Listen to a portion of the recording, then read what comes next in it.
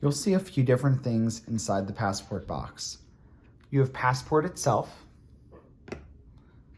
You have two AAA batteries.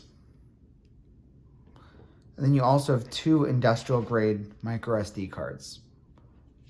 We'll use these SD cards when we go through the backup process.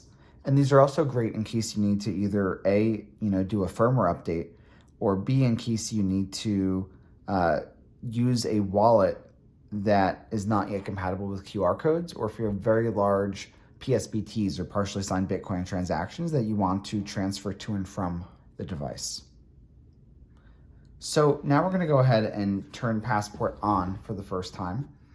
So Passport has this removable back cover. It attaches with a magnet, so you can just pull it right off.